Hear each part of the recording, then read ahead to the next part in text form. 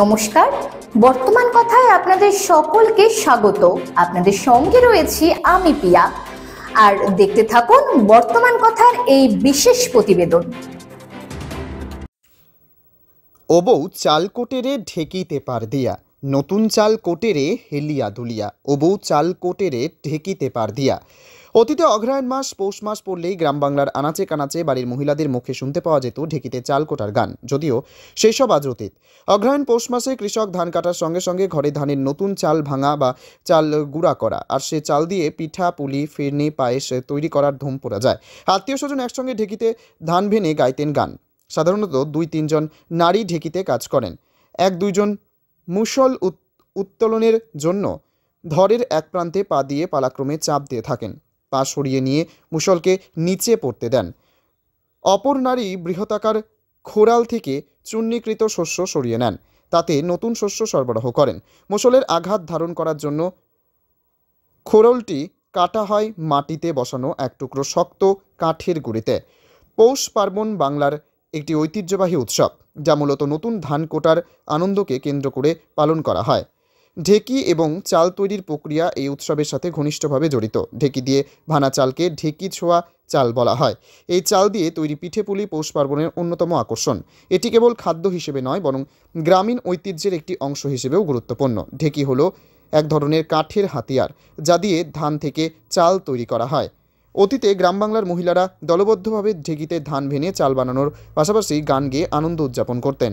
প্রযুক্তির অগ্রগতির কারণে ঢেকির ব্যবহার অনেক কমে এসেছে। মেশিনের মাধ্যমে চাল তৈরি করা সহজ ও দ্রুত হওয়ায় ঢেকির ঐতিহ্য এখন প্রায় বিলুপ্তির পথে।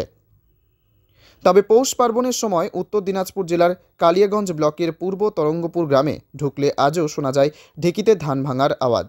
এখানে এই বাড়িগুলিতে এখনও ঢেকিতে চাল ভাঙার কাজ চলে বাংলার প্রাচীন ঐতিহ্যকে স্মরণ করে। এই বাড়িতে পৌষ সংক্রান্তি বাদেও বিভিন্ন সময় পিঠেপুলি তৈরির চালের গুঁড়া নিজেরাই ঢেকিতে ভাঙেন। এলাকার কিছু বাসিন্দারাও আসেন, তারাও ঢেকিতে ভাঙা চালের গুঁড়িতে তৈরি পিঠেপুলির অতীতের স্বাদের সমান ভাগিদার। যারা ঢেকিতে বিভিন্ন জিনিস ভাঙায়, তার মধ্যে অন্যতম এক গ্রামের গৃহবধূ জানান, এই ঢেকিতে বহুদিন ধরে তারা ধান চাল ভাঙায়। শুধু তাই নয়, তারা যেমন চাল ভাঙিয়ে পিঠা বানায় বাড়িতে, পাশাপাশি আশেপাশের এলাকা থেকে বহু মানুষ আসে তাদের বাড়িতে পিঠা খাওয়ার জন্য চাল ভাঙিয়ে নিয়ে যেতে। তারা বলেন, যতই মিলে চালের গুঁড়ো তৈরি হোক না কেন, ঢেকিতে ভাঙানো চালের গুঁড়োর পিঠার টেস্টই আলাদা।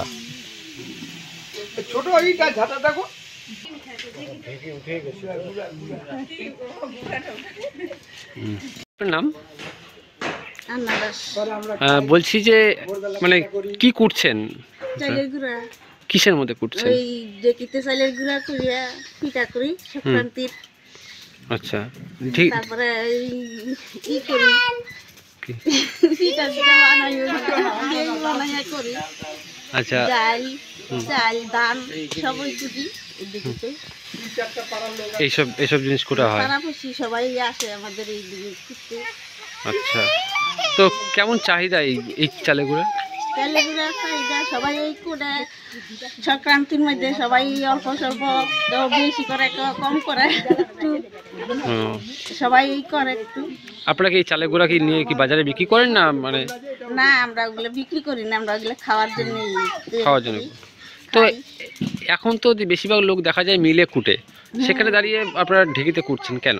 আমরা ঢেকিতে কুইরা খাই। আমরা ওই ঢেকির কোটার পিঠা ভালো হয় বেশি, ওই মিশিংয়ের কোটার পিঠা ভালো হয় না। আচ্ছা, অনেকটু খারাপ হয়, ওই জন্য আমরা ওইটা পিঠা স্বাদ করে বেশি, ওইটা পিঠা একটু কম স্বাদ করে, তার জন্য এমনি আমরা ঢেকিতেই পিঠা খাই। ঠিক আছে। রনিত দাস। তো বলছি, কি কুটা হচ্ছে, কেন কুটা হচ্ছে? এই ঢেকির মধ্যে এই চাল কুটা হচ্ছে। চাল কেন এই সময় চাল কুটা? পৌষ সংক্রান্তির জন্যই মূলত এই কুটাটা। কিসে কুটছেন আপনারা? ঢেকিতে। কেন ঢেকিতে কুটছেন? এখন তো দেখা যায় যে মিলে লোকে চাল ভাঙায়, তো সেখানে দাঁড়িয়ে আপনারা হচ্ছে কেন ইয়েতে?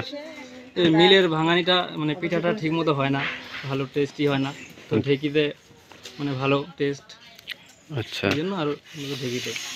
এইটা পুরানা, এটা মোটামুটি 40-50 বছর আগে থেকে শুরু আর কি। প্রত্যেক বছরই সংক্রান্তির আগে এই পাড়া ও পাড়া সব পাড়ারই লোক এসে এখানে ঢেকিতে করে।